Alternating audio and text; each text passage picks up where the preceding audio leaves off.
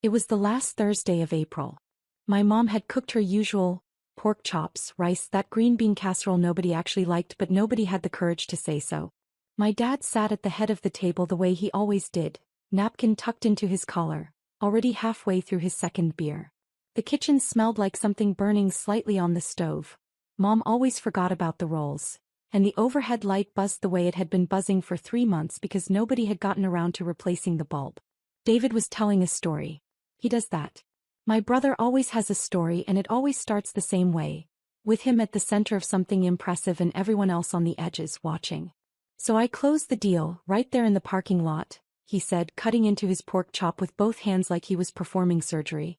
Biggest quarter the company's had in 2 years. Marcus actually pulled me aside after and said I might be up for a promotion. My dad's face lit up the way it only does for David. That specific glow. Like someone had turned a lamp on behind his eyes. "That's my boy," Dad said. He actually said that. Out loud. At 37 years old. Mom smiled and squeezed David's arm. "We're so proud of you, honey." I was sitting across from them, stirring rice into my mashed potatoes, quiet the way I'd been quiet at these dinners for years. It wasn't that I was upset. I'd stopped being upset about this a long time ago. It was more like watching a show you've already seen the ending to. You know every line. Every beat. You just sit there and let it play. David turned to me with the expression he always wears when he remembers I exist. Not mean exactly. More like polite. The way you'd acknowledge a piece of furniture that had suddenly become slightly inconvenient. "How's the tech thing going?" he asked. My dad looked up from his plate. He didn't say anything, but his eyebrows did something. A small lift. The kind of lift that says, "Yeah, how is that going?" "Fine," I said. "It's going fine." "You still at that startup?" Dad asked. He said startup, the way some people say hobby. "It's not really a startup anymore," I said. And then I stopped. Because I'd learned over years of dinners exactly like this one, that the more I explained, the less anyone listened. So I just let the sentence end there, hanging in the air like a thread nobody was going to pull. Dad said. He picked up his beer. "Well, David's the businessman in the family, I guess." He laughed at his own joke.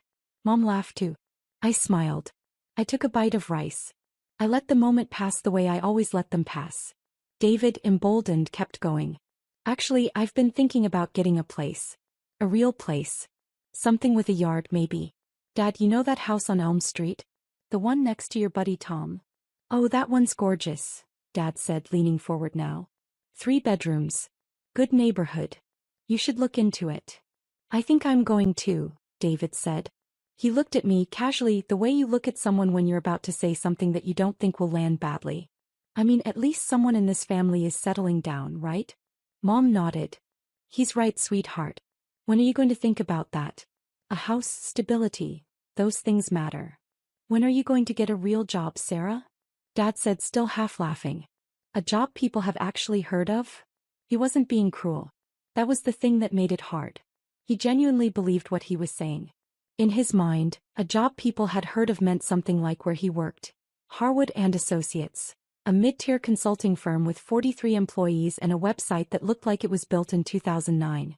But it was steady. It was safe. Paid a pension.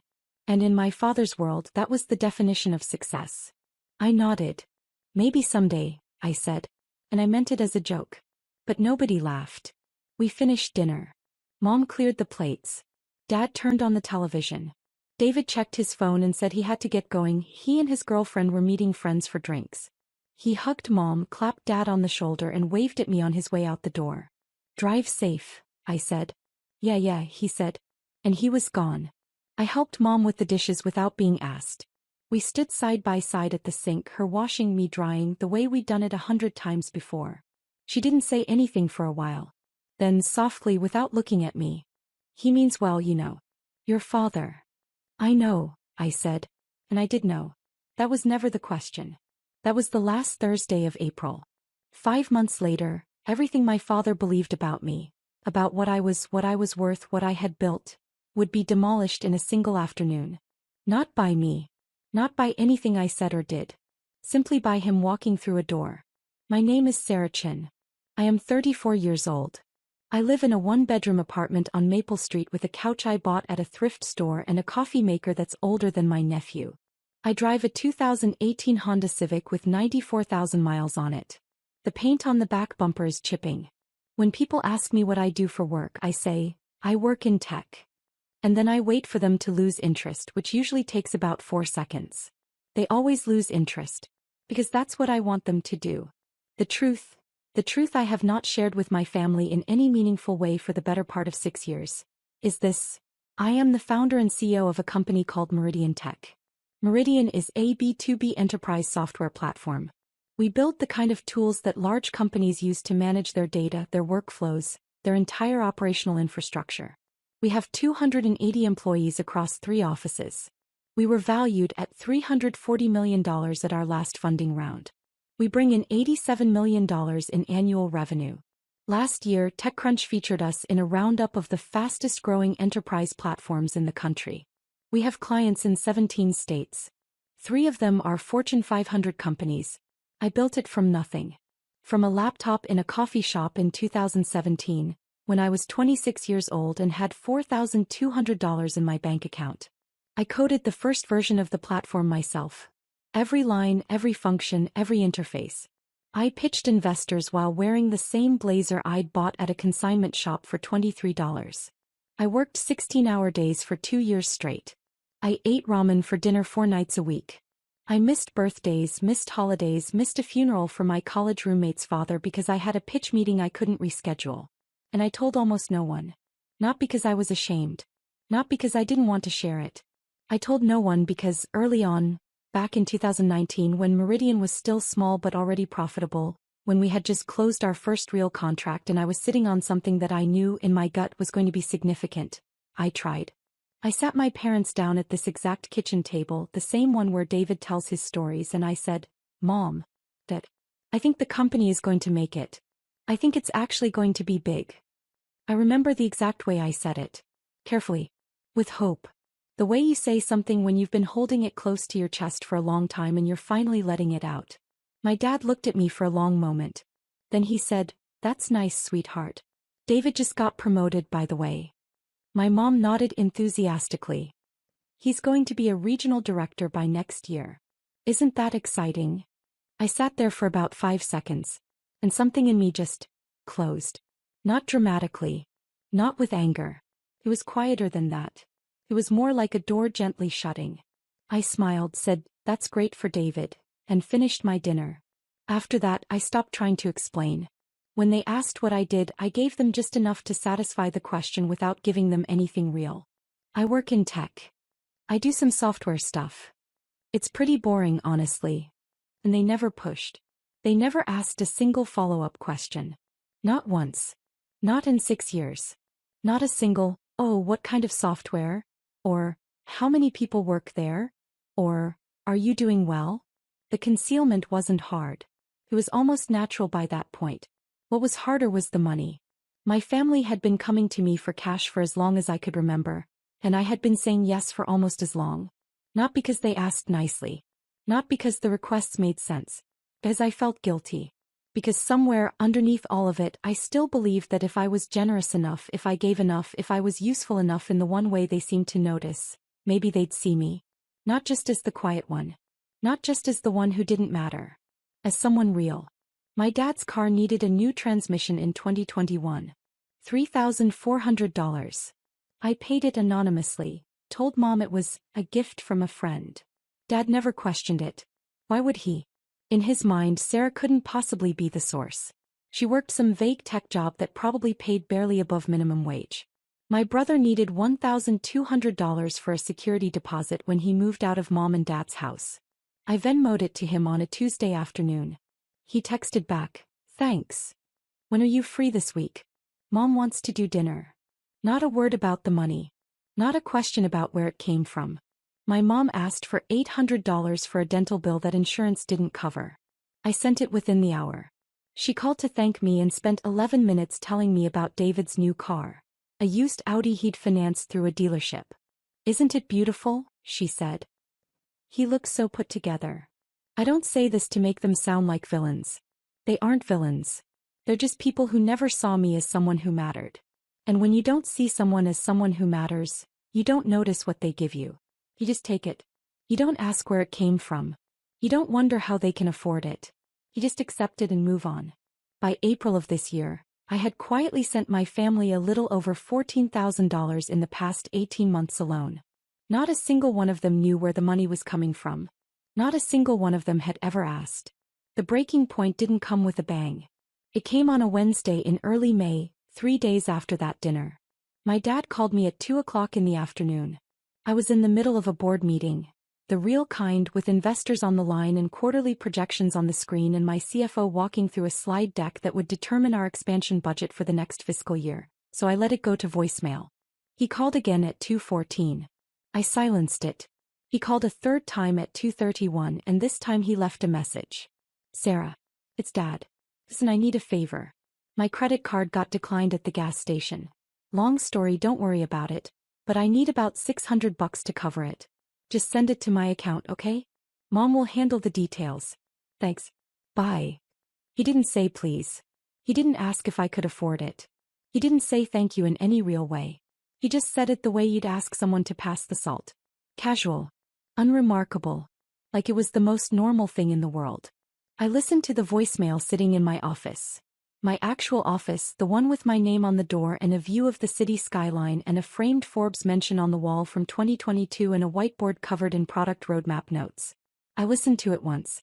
Then I put my phone down on my desk and I sat very still for about 2 minutes looking out the window at nothing. And then I made a decision. Not an angry decision. Not a dramatic one. It was the calmest decision I had ever made in my life. I said okay. Just okay. To myself. Quietly. And then I stopped. I didn't send the $600. I didn't call my mom. I didn't send an angry text explaining why. I didn't write a long message listing every single time they had dismissed me, every birthday they'd spent praising David, every dinner where I sat in silence and watched my brother get the spotlight. I didn't do any of that. Because that's not how I work. I don't explode. Stop. I stopped sending money. I stopped answering the request. I stopped showing up to family dinners where I sat quietly and watched my brother get praised for achievements that were, objectively, a fraction of what I had already built. I didn't ghost them entirely. I still answered the phone sometimes. I still said hi. But the money stopped. And the showing up stopped. And the pretending stopped. My family, predictably, did not think I was serious. Sarah's probably just busy, my mom told my dad, according to a text she sent my brother that David accidentally forwarded to me. You know how she gets. They thought it would blow over. They thought I'd come back to the table quiet and compliant the way I always had. Because that's what I had always done. For years. I had shown up. I had smiled. I had handed over money and asked for nothing. And they had come to rely on it without ever realizing it was something I was choosing to give. I had just chosen to stop. They were wrong to think it would blow over. June was when they first noticed something was off. My dad called about a car repair. $1,800 for brake pads and rotors on his sedan. He called me on a Saturday morning, cheerful, casual, the way he always sounded when he needed something. I let it ring. He called Mom. Mom called me. I let it ring again. 2 days later, Mom sent a text. Honey, Dad's car is making a terrible sound. Are you going to help with this? I read it. I typed nothing. I set my phone down and went for a run. The brake pads didn't get fixed for another week. Dad drove the car anyway, the grinding sound getting worse with every mile, the kind of sound that makes you wince every time you hit the brakes. When he finally took it in, he paid with a credit card that was already carrying a balance from a trip he and Mom had taken to see David for his birthday in March. A trip they hadn't invited me to. By July, the pattern was clear. Without my quiet, invisible contributions, the small financial cracks in my family's life started showing up one by one. Mom's credit card bill crept up $200 in a single month. Dad started complaining at dinner about how expensive groceries had gotten, as though the price of lettuce had changed overnight. David texted me once, casually, asking if I could float him $1,000 for a car payment that was due early. He added a laughing emoji at the end as though the request was a joke. It wasn't. I didn't respond to that one either. Meanwhile, my life continued the way it always had. Meridian was in the middle of one of its biggest growth quarters. We had just closed a deal with a logistics company worth $4.2 million in annual recurring revenue. TechCrunch had mentioned us in a roundup article, the kind of mention that gets forwarded around the industry and sits in inboxes for weeks. I had 3 board members asking me to expand into the European market by the end of the year. My head of engineering, a woman named Rachel who had been with me since the very beginning, sent me a message one Friday afternoon that simply said, "We just hit 500,000 active users." I printed that message out and taped it above my desk. I was busy. I was focused. And for the first time in years, I wasn't carrying the invisible weight of being the family's quiet, unacknowledged piggy bank. It was in August that the Harwood contract came together. My head of partnerships, Janet Okafor, flagged it during our weekly strategy meeting. She was flipping through inbound inquiries on her tablet. We get dozens every week now, and she stopped on one and looked up. "We've got an inbound inquiry from Harwood and Associates," she said, pulling up their profile on her laptop. Mid-tier consulting firm. 43 employees. They're looking for a data management platform for their client-facing projects. I looked at the name on the screen. Harwood and Associates. My dad's company. I stared at it for about 3 seconds. The room was quiet. Janet was waiting for my input. 2 other team members were looking at me waiting. Then I said, "Run the normal evaluation. If they meet our criteria, move forward." Janet nodded. She didn't know the connection. Nobody on my team did. I had never once mentioned my family to anyone at Meridian. Not my parents. Not David. Not the dinners, not the money, not the years of being invisible. It was a clean wall and I had built it carefully brick by brick and I wanted to keep it that way. The evaluation took 2 weeks. Harwood qualified easily. The contract was drafted. Terms were agreed upon. Everything moved forward through the proper channels the way it always does. Nobody at Meridian thought twice about it. It was just another client. But I knew. I knew exactly what was coming. September 12th. A Tuesday. I got to Meridian's headquarters at 7:30 in the morning the way I always do. Through the side entrance, coffee in hand, earbuds in, a stack of emails already open on my phone. I had a full day. Product review at 9 o'clock, investor call at 11 o'clock, lunch with our CFO at 12:30, and then the afternoon was blocked off for the Harwood onboarding. The onboarding. That was the day. Harwood was sending a small team to tour our headquarters, meet our key staff and sign the final operational agreements in person. Janet had coordinated the schedule. A liaison named Greg Halston from Harwood was leading their delegation. I didn't know who else was coming. I hadn't asked. I didn't need to. At 2 p.m. I was in my office reviewing the product roadmap when Janet knocked on my door frame. "The Harwood team just arrived in the lobby," she said. "Greg's downstairs with 2 others. Want me to have them brought up?" "Give them the standard tour first," I said. "I'll come down at 2:45. She nodded and disappeared. Downstairs in the main lobby of Meridian Tech's headquarters, my father walked through the glass doors for the first time. I wasn't there to see it happen. But I heard about it later, from Diana, our receptionist who had been at the front desk for 3 years and who had, at some point in the last 12 months, put together a scrapbook of every major moment in the company's history for an internal anniversary event. Diana notices things. She's the kind of person who remembers faces, remembers names, remembers the exact expression someone was wearing when they walked through the door. Diana told me this is what happened. Greg Halston walked in first, badge already clipped to his jacket from a previous visit to another vendor. He smiled at Diana, said, "Harwood delegation, we have at 2 o'clock, and she started pulling up their arrival forms on her computer. Behind him 2 men walked in. One was a younger associate named Patrick, mid-20s, nose in his phone. The other was my dad. Robert Chen walked into that lobby and stopped. He stopped the way you stop when you walk into a room and something doesn't add up. Not dramatically. Not like in a movie where someone gasps and staggers backward. He paused. His feet went still. His eyes moved. The lobby at Meridian is not ostentatious. We're not a tech company that spends $20 million on a foosball table and a slide between floors. It's clean. It's modern. White marble floors. Warm wood accents. A long reception desk in brushed brass. On the left wall, floor-to-ceiling glass panels displaying our company timeline. The founding in 2017, the first product launch in 2018, the Series A in 2019, the Series B in 2021, the Forbes mention, the industry awards, the client milestones. Each one dated. Each one documented.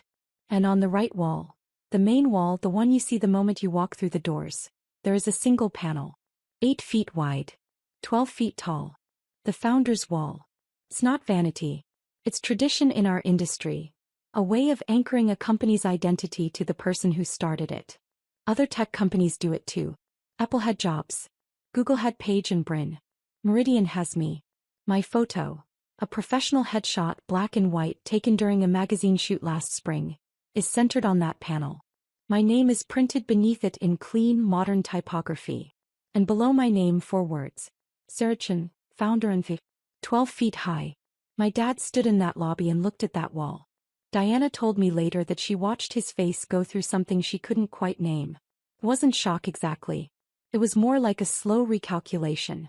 Like someone had just shown him a math problem he'd been solving wrong for 30 years and the correct answer was staring him in the face. Greg turned around. Robert? You okay? My dad didn't answer right away. He was still looking at the wall. Robert. That's. My dad started. He pointed at the photo. At my name. That's my daughter. Greg blinked. He looked at the wall. He looked back at my dad. Sarah Chen is your daughter? My dad nodded. His hands, Diana told me, were shaking. Greg didn't know what to say. Patrick looked up from his phone, confused. Diana, behind the desk, went very still. It was at that exact moment that Janet Okafor came down from the 3rd floor to greet the delegation. She walked into the lobby with her tablet, smile already in place, and stopped when she saw the look on everyone's faces. Everything okay? She asked. Greg pointed at my dad. This is Robert Chen. He says he's Sarah's father. Janet looked at my dad. Then she looked at the wall. Then she looked back at him. Oh, she said. Just that. There was a silence that lasted about 4 seconds. It felt longer. Janet recovered first. She's good at that. At reading a room and moving through it professionally regardless of what's actually happening underneath. Mr. Chin, she said, extending her hand. It's a pleasure. Let's get you all set up. It was at that moment that Marcus Webb walked into the lobby. Marcus is Harwood's senior VP, my dad's boss. He had come to Meridian for the signing ceremony later that afternoon, arriving separately from the delegation. He walked in with his coat over one arm, phone in the other, and stopped when he saw the group clustered near the reception desk with their slightly stunned expressions. Greg, he said. Everything goes smoothly? Greg hesitated. He looked at my dad. Then back at Marcus. Actually, Marcus, this is Robert Chen. He's on your team. And apparently. Greg gestured at the wall. At my name. 12 feet high. Marcus looked at the wall. Then he looked at my dad. Something shifted in his expression. Not surprise exactly, but a sharp and immediate recalculation. He knew my name. He had seen me speak at 2 industry events. He had read the same articles everyone else in that room had read. Robert, Marcus said slowly. Sarah Chen is your daughter. My dad said nothing. He just stood there looking smaller than I had ever seen him look. Marcus didn't push it. He's too professional for that. He just nodded once and said, well, small world. And then he turned to Greg and started talking about the signing documents, and the conversation moved on the way conversations do when everyone in the room is pretending something didn't just happen. But something had changed. The air in that lobby was different now. Greg, Patrick, Diana, Janet, Marcus. Every single person standing in that room had just watched Robert Chen find out that the company his firm had signed a contract with was built by his own daughter. The daughter he called the tech thing at dinner. The tour continued.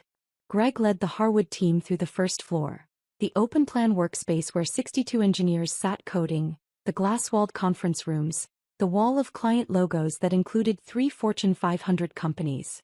My dad walked through it all in silence, his eyes moving from one thing to the next, recalculating. At one point they passed a monitor in the hallway that was displaying the company newsletter, an internal publication we send out every 2 weeks. The current issue had a photo of me at an industry event in San Francisco, shaking hands with the CEO of one of our biggest enterprise clients. The headline read, Meridian closes record Q3.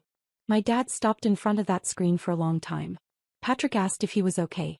My dad said he was fine. They made it to the 2nd floor. Janet showed them the Partnership Operations Center.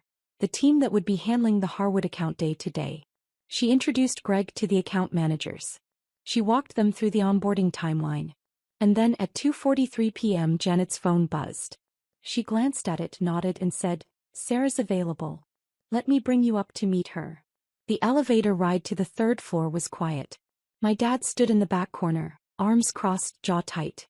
Greg was making small talk about the building. Patrick was on his phone again. The doors opened. Janet led them down a short hallway, past the CFO's office, past the product team's bullpen, past a wall of framed press coverage, and stopped at a door with a frosted glass panel. On the panel in simple black letters, Sarah Chin. Janet knocked twice and opened the door.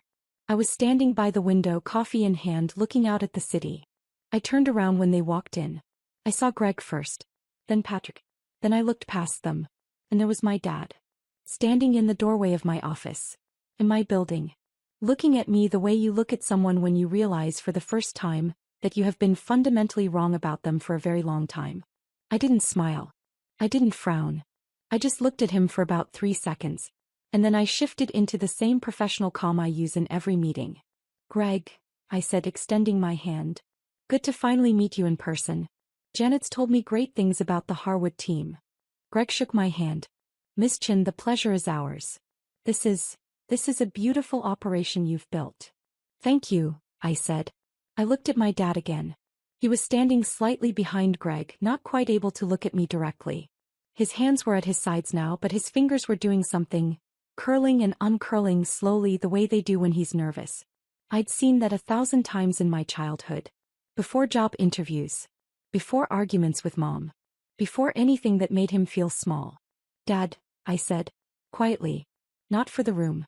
Just for him. He looked up. His mouth opened. Nothing came out. I let the silence sit for exactly 2 seconds. Then I turned back to Greg. "Janet, can you take Greg and Patrick through the final contract review on the 4th floor? I have another meeting at 3 o'clock and I want to make sure we stay on schedule." "Of course," Janet said. She guided Greg and Patrick toward the door with practiced ease. As they filed out, I caught Greg's eye.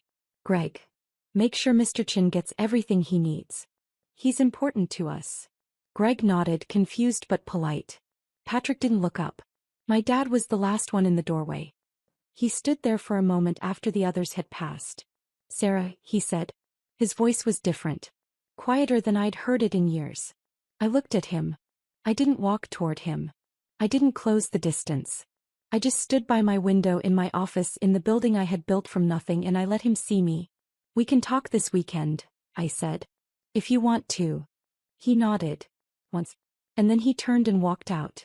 My dad called me 23 times that evening.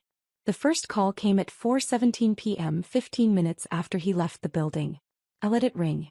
The second came at 4:22. I let that one ring too. By 5 o'clock there were 7 missed calls and 3 voicemails. I didn't listen to the voicemails until later that night, sitting on my thrift store couch in my 1-bedroom apartment, a glass of water on the coffee table, the city quiet outside my window. The first voicemail was almost incoherent. My dad's voice was tight, strained, like he was trying to hold something together that kept wanting to fall apart. "Sarah, it's Dad. Call me back. Just call me back." The second one was quieter. "I didn't know. I swear I didn't know. I mean, I knew you worked in tech, but I didn't. Sarah, $340 million? Is that real? Call me." The third voicemail was the one that got me. His voice broke. Not dramatically. Not in a way he'd ever admit to if you asked him about it later. But it cracked, right in the middle of a sentence, the way it does when someone is trying very hard not to cry and failing just slightly. "I'm sorry," he said. "I think I've been really, really wrong about you. For a long time. And I don't know what to say about that. So just call me. Please."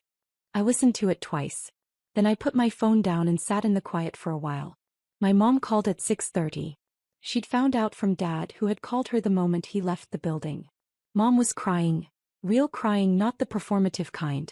She left a voicemail that was mostly just her saying, "Oh, Sarah," over and over again. David found out at 8 p.m. He called once, didn't leave a message, and then texted, "Dad just told me. Are you serious right now?" I didn't reply to that text. Not that night. The extended family learned about it over the next 48 hours, the way news travels in a family like ours, through phone calls, texts, and at least one post from my Aunt Karen that generated 17 comments in 2 hours. At Harwood, the impact was quieter but no less real. Marcus Webb, the senior VP who oversaw the Meridian account, pulled my dad aside the next morning.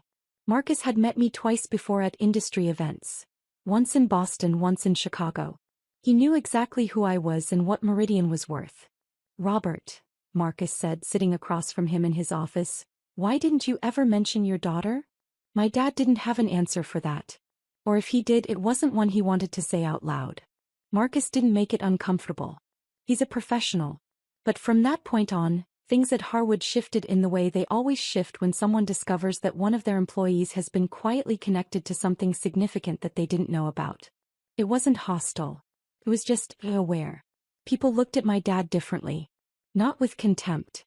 With a kind of curious reassessment. Greg Halston texted Janet the next day.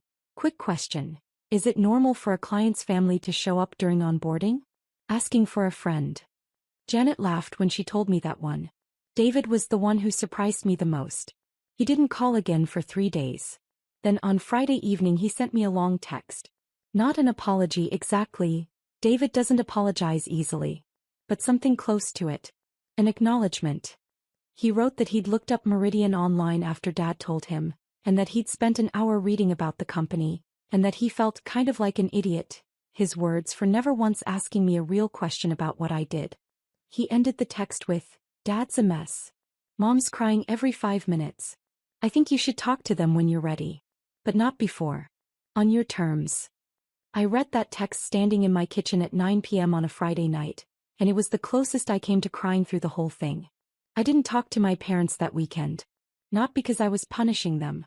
I just wasn't ready. There was too much sitting in the space between us. Too many years of quiet dismissal. Too many dinners where I smiled and said nothing. Too many times I'd handed over money and asked for nothing in return except to be seen. I needed to figure out what I actually wanted to say before I said it. 3 weeks later, on a Sunday morning, my dad sent me a text. It was short. 4 sentences. "Sarah, I owe you an apology. A real one. Not on the phone. Can we get coffee?" I read it sitting on my couch, the same spot where I'd listened to his voicemails. The morning light was coming through the window. My apartment was quiet. The Honda Civic was parked outside with its chipping bumper paint. Everything looked exactly the same as it always had. I read the text once more.